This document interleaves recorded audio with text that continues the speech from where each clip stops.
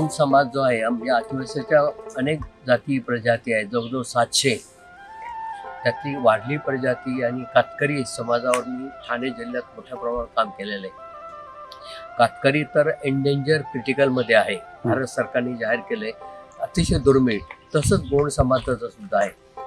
त्यांचं निवासस्थान, जंगलात ते कसे राहतात किंवा जंगलाच्या परिसरामध्ये त्यांची संस्कृती, त्यांचं साहित्य, त्यांचे विविध नृत्य, शेतीसाठी वाढणारे अवजार, ह्याचं जर ह्या ठिकाणी एक चांगलं दालन उभा करता आलं तर गौंड समाजासाठी एक वेगळ्या प्रकारचं स्थान आपल्याला ह्या पर्यटन केंद्रामध्ये निवडता येईल. पण गौंड एखाद्या समाजासाठी एका पर्यटन केंद्रामध्ये असं काम करणं हे निश्चित कौतुकास्पद आहे.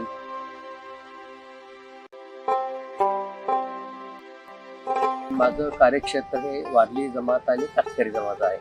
पण नवदृष्टीने ठाणे भागातून, पालघर जिल्ह्यातून गोंदिया जिल्ह्यात आलेली यांच्या सप्रेम आणि द्वार पेटवर काम करण्यासाठी ते माझ्यासाठी अतिशय आनंदाचे. आदिवासी समाजामध्ये तेल खाण्याचं प्रमाण कमी आहे आणि जीवनसत्वाची अची कमतरता फार आहे. जर मँगो प्लांटेशन या ठिकाणी मोठ्या प्रमाणात झालं आणि त्यातलं 30% मँगो जरी या आदिवासी लोकांनी खाल्ले तर त्यांच्यामधील जीवनसत्व अची कमतरता दूर होईल आणि मालन्यूट्रिशन सुद्धा खूप कमी होईल. मी मँगो प्लांटेशनला त्या अँगलने बघतो.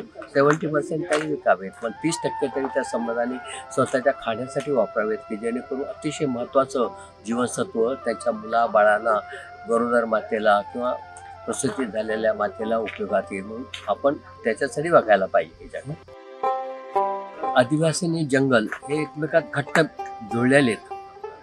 त्यांना तुम्ही विलग कधी करू शकत नाही. जंगलाचं रक्षण करणारा कोण? तर आदिवासी समाज आहे.